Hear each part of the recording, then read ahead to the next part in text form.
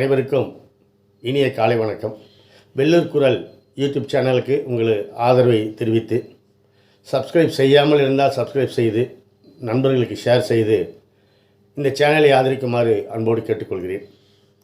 வந்தவாசியிலிருந்து மேல்மருவத்தூர் செல்கின்ற சாலையில் மருதாடு என்கின்ற ஒரு அழகிய கிராமம் வரும். அங்கிருந்து ஒரு 3 கிலோமீட்டர் தூரத்தில் அழகிய எழில் மிகுந்த ஏறக்குறைய உலகம் அறிந்த ஒரு அழகிய சிற்றூர் இருக்கிறது. அந்த ஊரில் ஒரு மகான் பிறந்தார். அந்த ஊரில் சிவனுக்கு பெரிய ஆலயம், பெருமாளுக்கு பெரிய ஆலயம் இருக்கிறது. அங்கே இருக்கின்ற பெருமாள் திருக்குளத்திலே சிறு வயதிலே குளிக்கின்ற போது ஒரு நாள் அந்த மகான் காணாமல் போனதாக பெற்றோர்கள் கவலைப்படுகிற போது எல்லா இடத்துலையும் தேடி வந்த பிறகு ஒரு டைமில் அவர் வெளியில் வந்தார். எங்கேப்பா போயிருந்துன்னு கேட்டால் அந்த குளத்து உள்ளே நான் மூழ்கி இருந்தபோது கிருஷ்ண பரமாத்மாவோடு நான் பேசியிருந்தேன் என்று அவர் சொல்லியிருக்கிறார்.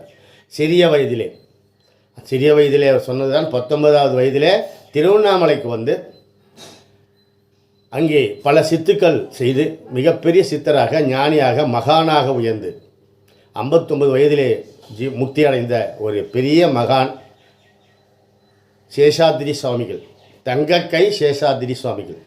ரமண மகரிஷி திருவண்ணாமலை அந்த பாதாள குகைக்குள்ளே இருந்த போது அவரை துஷ்ட ஜந்துக்கள் எல்லாம் தீண்டிக் கொண்டிருக்கின்ற போது யாரும் உள்ளே சென்று அவரை மேலே அழைத்து வந்து உதவி செய்கின்ற நிலையில் இல்லாத போது ரமண மகரிஷிக்கு உதவி செய்தவர் சேஷாத்ரி மகரிஷி அவர்கள், சேஷாத்ரி சுவாமிகள். ஆனால் சேஷாத்ரி சுவாமிகள் முக்தி அடைந்த போது அந்த முக்தி அடைந்த நேரத்திலே கூட ரமண மகரிஷி இருந்தார் என்பது ஒரு மிக முக்கியமான ஒரு விசேஷம். ஆக அந்த மகான் சேஷாத்ரி சுவாமிகள் பிறந்த தினம் இன்றைக்கு ஒரு அஸ்த நட்சத்திரத்திலே பிறந்து ஒரு அஸ்த நட்சத்திரத்திலே மறைந்தவர். பெரிய மகான்களுக்கு இப்படி தான் மரணம் நேரும் என்று சொல்வார்கள். பிறந்த நட்சத்திரமும் இறந்த நட்சத்திரமும் மறைந்த நட்சத்திரமும் பொதுவாக ஒன்றாக இருக்கும் என்று சொல்வார்கள். அப்படி அதாவது மார்கழி அஸ்தத்திலே பிறந்து தை அஸ்தம் என்கிற அந்த ஒரு நட்சத்திரம், அதே நட்சத்திரத்திலே முக்தி அடைந்தவர் சேஷாத்ரி சுவாமிகள். இவருடைய விசேஷம் என்னவென்றால், இவருடைய கைப்பட்டால் அது பலிக்கும். எப்படி ரமண மகரிஷி வெளியே வர மாட்டார், இவர் எப்பாவது ஒரு முறை மக்களை சந்திக்க வெளியே செல்கிறார். பல கடைகளுக்கு அவர் வந்து போவாரா என்று ஏங்குவார்களாம். அவர் பிஸ்னஸ் தொட்டால் அன்றைக்கி பூரா அவங்க சக்ஸஸ் தான். சொல்லப்போனால் அவர் அடிக்கடி போய் மொட்டை அடிச்சுக்குவாராம். மொட்டை அடிக்கிற 2 நாவிதர்கள் எங்ககிட்ட வரமாட்டாங்கனாலும் எதிர்பார்ப்பாங்களாம். சாமி மொட்டை அடிச்சுக்கிறீங்களான்னு கேட்பாங்களாம். மொட்டை அடிச்சுக்கினா அன்றைக்கி பூரா மரும்பானம் பயங்கரமாக இருக்குமா. ஒரு நாவிதர் இவர்கிட்ட வந்து மொட்டை அடிச்சிங்க சாமின்னு கேட்கும்போது கடைசி வரைக்கும் இவர் மொட்டை அடிச்சுட்டு காசு கொடுக்காம போயிட்டுருக்கிறார். இவருக்கு ரொம்ப வருத்தம்லாம் படலை. சரி, அவ்வளோதான், இன்றைக்கி எதுவுமே வருமானம் வரல. காலையிலேருந்து சாமி வந்து போன பிறகு நமக்கு எந்த ஒரு அதிர்ஷ்டம் வரலையேன்னு நினச்சிருந்துருக்காரு.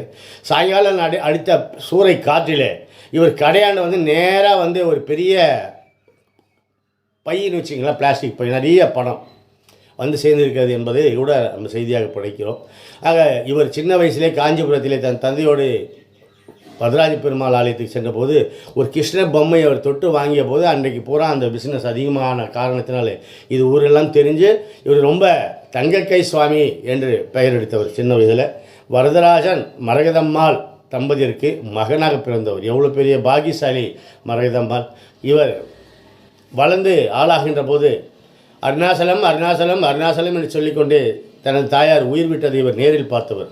அன்றிலிருந்து இவருக்கு அருணாசலா பைத்தியம். அருணாசலா அருணாசலா அருணாசலா அண்ணாமலையார் அண்ணாமலையார் அண்ணாமலையார் என்று எப்படி ரமண மகரிஷி தான் பிறந்த திருச்சுழியிலிருந்து திருவண்ணாமலை நோக்கி வந்தாரோ அதே மாதிரி சேஷாத்ரி சுவாமிகள் காஞ்சிபுரத்திலிருந்து அவர் பிறந்த ஊர் வந்தவாசியிலிருந்து மேல்மருவத்தூர் செல்கின்ற சாலையிலே ஒரு 3 கிலோமீட்டர் மருதாடு என்கிற கிராமத்திலிருந்து 3 கிலோமீட்டர் தூரத்தில் உள்ள வழூர் என்கிற ஒரு அழகிய கிராமம்.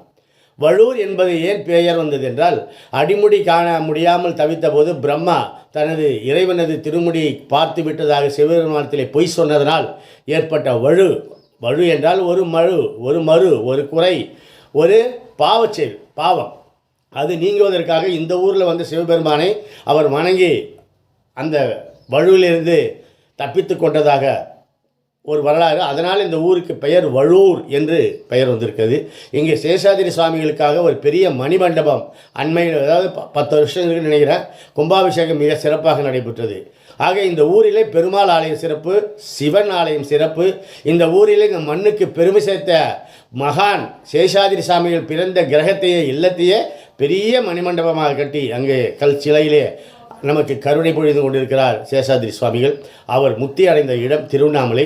ரமண மகரிஷி, அதாவது திருவண்ணாமலை கிரிவலம் வருகின்ற பாதையில் முதலிலே சேஷாதிரி சுவாமிகளுடைய ஆசிரமம், அதற்கு அடுத்து ரமண மகரிஷியுடைய ஆசிரமம். ஆக சேஷாதிரி சுவாமிகள் மங்களங்கள் அருளக்கூடிய, நினைத்ததை நாம் வேண்டுகின்ற எதையும் அவரிடத்திலே நாம் குறைகளை சொல்லுகிற போது நிவர்த்தி செய்து நம்மை நல்வழிப்படுத்தி நம் மனதிலே மாசு இல்லாமல் நம்ம வினைகளை தீர்த்து நமக்கு நல்வழி காட்டுகிற ஒரு மகான் பிறந்த தொண்டை மண்டலத்திலே, அதுவும் அவர் முக்தி அடைந்ததும் ஒரு தொண்டை மண்டலத்து நாடு, நினைத்தாலே முக்தி தருகின்ற திருவண்ணாமலை. அதுவும் பக்கத்திலே ரமண மகரிஷி சிறு வயதில் இருக்கும்போது துணை இருந்தவர். அதே மாதிரி அவர் முக்தி அடைந்து சமாதியானதும் ரமண மகரிஷி சமாதிக்கு பக்கத்திலே என்பதெல்லாம் நினைத்து பார்த்தால் மிகவும் பெருமையாக இருக்கிறது, மனம் நெகிழ்ந்து போகிறது. அப்படிப்பட்ட மகான் பிறந்த நாள் இன்றைக்கு 22/1/1870 வழூர் என்கிற சிறிய கிராமத்திலே பிறந்து 4/1/1929 திருவண்ணாமலையிலே முக்தி அடைந்த சேஷாதிரி சுவாமிகளுடைய திருவடிகளை வணங்குவோம், பேறுகள் பெறுவோம். நன்றி, வணக்கம்.